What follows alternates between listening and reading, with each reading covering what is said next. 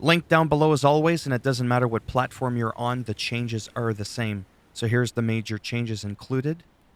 Additional elements. In transactions with the NPC Twin Maiden Husk, the following bell-bearing items have been changed so that their liberated status will be carried over to New Game Plus.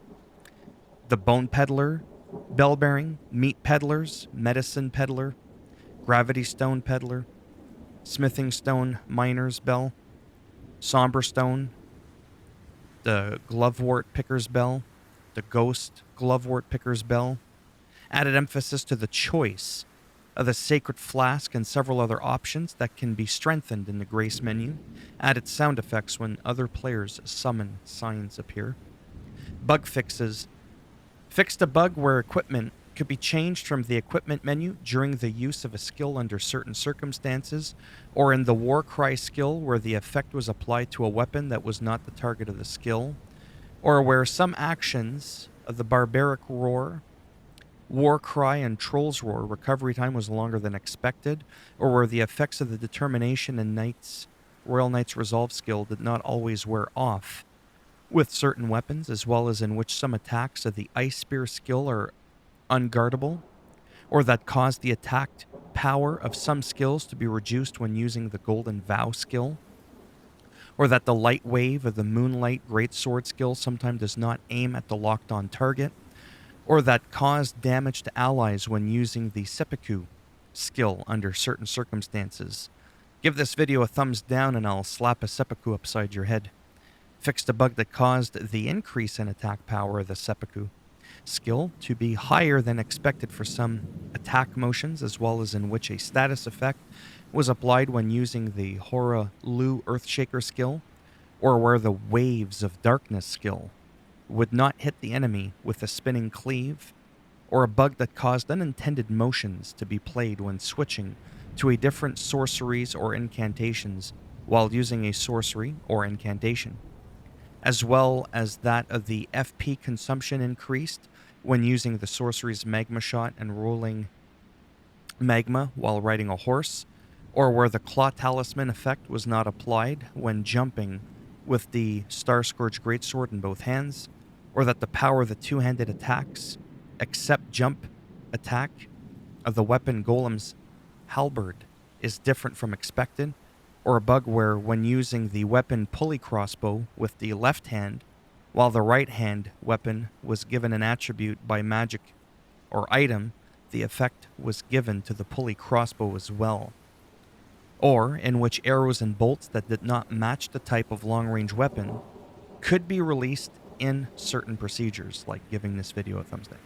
In which guard boost also was reduced when some weapons were strengthened to the maximum, or in which the attributes of weapons could be changed while the inventory had reached its maximum capacity and the Ashes of War could not be changed.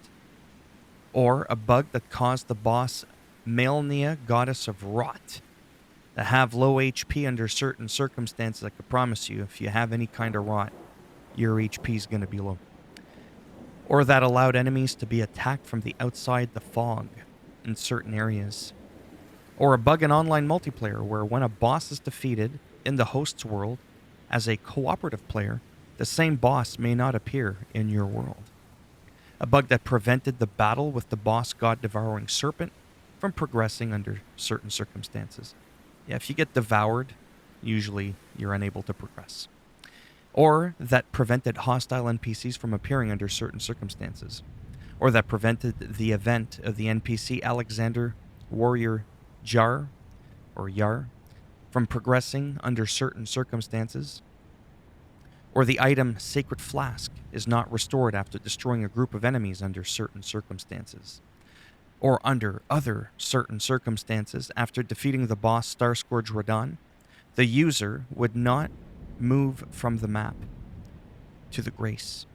If you cannot move from the map to the Grace, you can move to the Grace by touching the Grace, Star Scourge Radon, as well as a bug that prevented found sites of Grace from registering on the map under certain circumstances, or that prevented some Graces from being able to be touched when approached under certain circumstances, or that allowed hostile guests to enter boss areas. That's funny. Fixed a bug that prevented a critical hit from behind from hitting in hostile multiplayer, or that caused performance to slow down when the Sentry's torch weapon was equipped. Improved the stability of online multiplayer between PS4 PS5, improved loading times on the Series X and S version, a bug that the master volume setting was not reflected in some cutscenes. Improved stability of the online multiplayer experience, or a bug that caused sounds to play differently than expected in some situations. Well, that happens too if you eat a lot of mushrooms.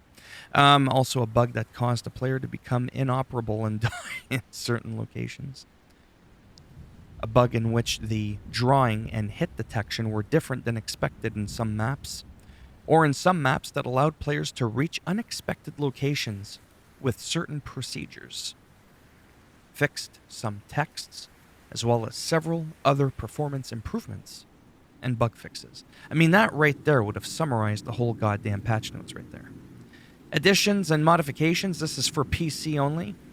No one cares about those elitists, so that's everything. No, I'm just kidding. Added keyboard mouse operations that can be input in press any button on the title screen.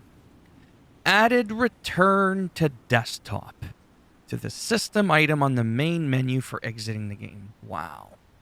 Really? That was never in there to begin with? Changed so that mouse click input is not reflected when switching windows to active, or a bug that slowed performance when changing screen mode and resolution in a special procedure. What is this special procedure? And that's it.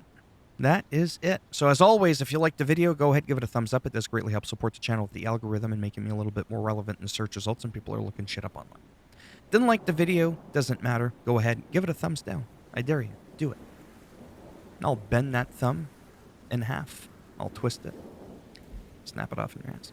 And if you want to subscribe to the channel, naturally, that would be fantastic. But if not, thanks for stopping by anyways. Take care, and maybe I'll see some of you in the next video. Bye for now.